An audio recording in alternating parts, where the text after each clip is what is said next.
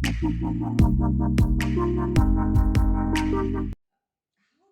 see the political parties now?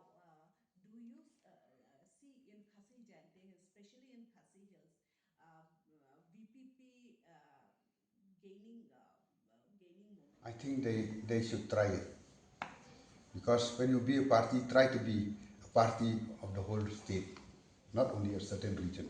So they should try it. It is good.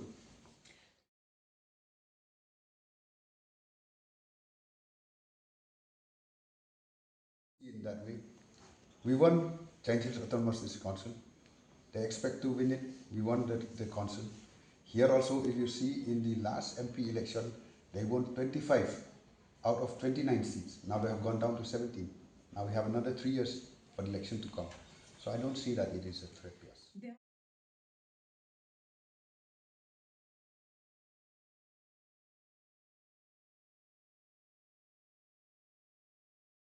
We'll see when election comes. If they don't asking ticket from us, then it's true. But to me, there's no such thing as that.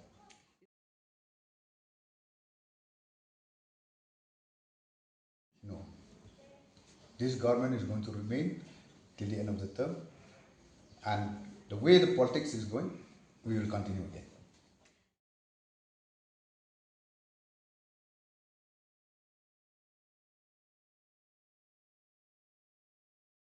You see, because number of one, politics. I don't know if VPP breaks their principle as they did in Joy North constituency, then that's a different matter.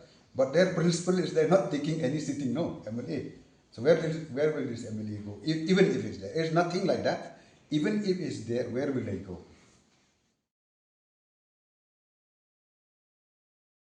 Giant Hills, for the last two elections, we're the largest. We have the largest number of votes. So we are growing. We maintain our growth.